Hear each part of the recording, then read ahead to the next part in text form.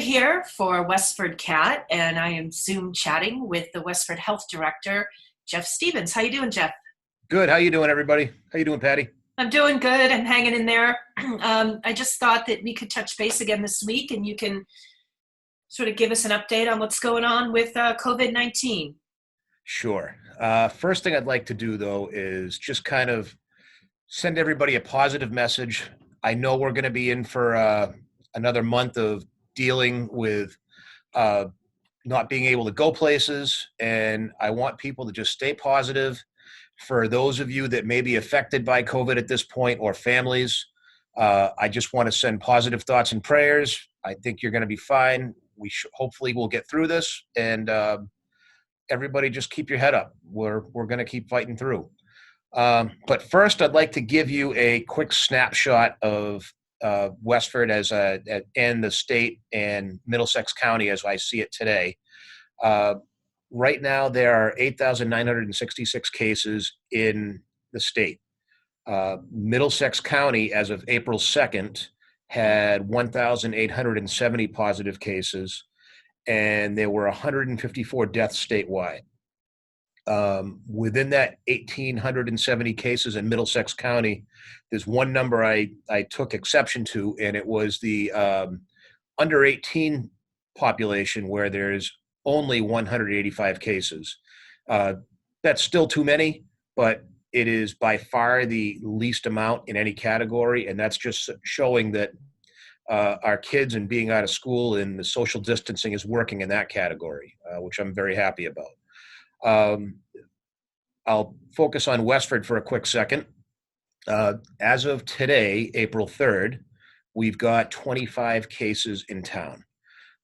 That number is going to fluctuate up and down, and that number will fluctuate down with people getting better. We've been lucky where there already have been some people that have fully recovered from COVID, and we hope that trend continues and we see our numbers change for the better over time. But we'll see how it plays out. It's going to be a couple of weeks before we really have a good handle on it. So that's kind of where we're at as a town as far as our numbers. I can tell you this, with that 25 number, there are several people that are in the same household. So that does make the number appear to be larger at times. When one person in a family gets COVID, it's not uncommon throughout the state to find out that more than one person in the house becomes positive. So that's where our quarantining and isolation comes really important in making sure that you're doing exactly what the doctors say, the best way to do it, and making sure that we can protect people within our own house. That's where we're at right now, Patty. Can you, again, remind people what to do if they are exhibiting the symptoms of COVID-19? What are the symptoms, and what do they do if they feel like they have it? So if you think you are symptomatic, and to just recap the main symptoms, it is fever, shortness of breath, and a persistent cough are the top symptoms. Additionally, there are other ones that are a little more different, such as maybe a headache that goes along with the fever, or a sore throat. They're not as common because we all can get headaches and sore throats for different reasons and different things. But if you're unsure, if you're just not right, by all means get checked out. There is one trait of one particular symptom that's a little interesting. It's the loss of taste and smell. It's not extraordinarily common, but if you lose complete taste and smell, I would contact your healthcare provider regarding that. That is, we do know it happens to be a symptom right now. And we also do know that this is spreading fairly active through the community, which is where the social distancing piece comes in and becomes very important for people. But with that, giving you some of that information on what you need to look for, there is some help out there with things like our MRC, who are able to do some of the shopping for seniors and pick up things like your your prescriptions and groceries, and just make a well check call for you. They've been doing a great job at that for us. So let's talk about the MRC. That's the Medical Reserve Corps. I'm familiar with them, but there's probably some viewers that are not. Can you talk a little bit to that? Sure. Our Medical Reserve Corps is made up of over 500 volunteers. I am the director of it. Nancy Burns is our coordinator. And I will tell you that even though I'm the director, Nancy Burns tells me exactly what to do. And that's generally what I do with Nancy. She's an amazing organizer and planner. Uh, she manages all those volunteers for this particular deployment. Currently, we have about 44 volunteers that have come out to assist with things like phone calls and deployments to other communities that may need help. Because the Upper Merrimack Valley Medical Reserve Corps does cover 7 communities, which is Westford, Tingsboro, Tewksbury, Billerica, Dracut, Chelmsford, and Lowell. That's our main area, and all of our volunteers are from that entire region. So we're very lucky to have some very dedicated people. They've put in around 130 hours in this deployment alone in the past couple of weeks, and have spent, I believe, several hours delivering over 1,500 masks to hospitals and first responders, many of which are homemade. So they're a pretty amazing group, and they're forming some tighter bonds than they ever have to do other deployments.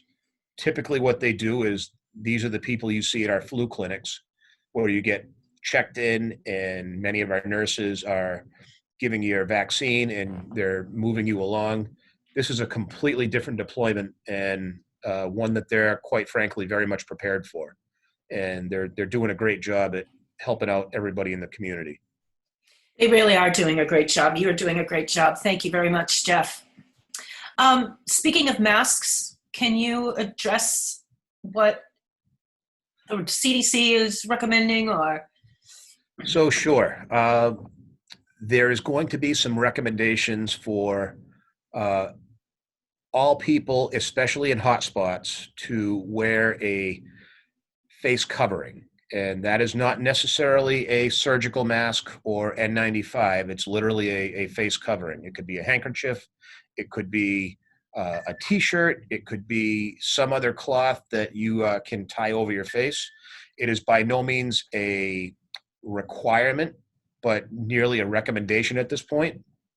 And the entire goal is to try to make sure that we're capturing the people that are asymptomatic. There are several people out there that are asymptomatic carriers of this virus, and they are unknowingly potentially spreading this around town. And they don't have symptoms at all. They don't know they're sick. They may not even consider this. But if we can get more people to go out of their house with just a face covering, we can. The thought process through the CDC is that we can help reduce the spread of the asymptomatic carriers. The face coverings are not going to protect you from getting sick, though. And that message has been clear from day one on masks. They're not necessarily going to protect you, but they're going to protect you from getting somebody else sick. And that's really the most important thing people have to remember. interesting. Yeah, it's something that we all have to take responsibility for our own health, and we also have a social responsibility not to get anybody else sick. So if we can do some of those things, we can certainly help, as they say now, flatten the curve and reduce the spread of this. Do you have any other advice for people heading out to, you have to buy groceries or get takeout? What kind of advice do you have for people besides just the facial covering? So the one piece of advice that I would give, well, there's a lot of pieces of advice, but the some of the advice I would give people is if you do need to leave your house, and we all need to go to the store and we all need to eat, and many of us need to pick up prescriptions, is be very cautious and self-aware of what you're doing. So make sure that you are not touching your face. Make sure you're not touching your eyes or your nose. Use hand sanitizer when you get out into the car, out of the car. If you have wipes to wipe down carriages, handles, do that. Consider wiping down. Always wash your vegetables, which is a good practice anyway. But something that you should definitely consider to do right now. It will certainly help. And maybe wiping down groceries when you get home just to be on the safe side. Uh, every last little thing we do that we can be more self-aware of what we're doing will help reduce the spread. So that's my best message is to everybody is be responsible for yourself and be socially responsible for others. Yeah, it's a scary time. Scary time, but in some ways it's a manageable time if we just pay attention to what we're doing. If we stay home as much as we can, and if we follow some of these basic rules, we're going to help. We're going to reduce the spread, and we're going to save lives that might not be saved otherwise. So it's really important. That's a great message. Great note to end on. Anything else you'd like to say or let Westford community know, Jeff? Well, I just want to let everybody know that the health department is here for you if you need anything. We've got a couple of nurses working almost full time right now, trying to track down, trace people that are close contacts. We're using interns, and my staff doing our regular work. Is everybody's chipping in. On top of that, the town staff through town management, police and fire, emergency management are all pulling together. Anything we can do to make sure that we can help reduce the spread and make people more comfortable and safer. It's a great team to work with, and couldn't be prouder to be part of the community in this team. It's a great town. Thanks a lot, Jeff, for all you guys are doing. Thanks for having me. Okay, Look forward to talking to you soon. we'll talk again next week or before if we need to. Yeah, if there's information that we need to get out, I'll make sure that we can talk and we can get it out and see how it goes. Awesome. Jeff Stevens, Westford Health Director, thanks for being with me today. Thanks for having me, Patty. I'm Patty Stalker, and you're watching WestfordCAT.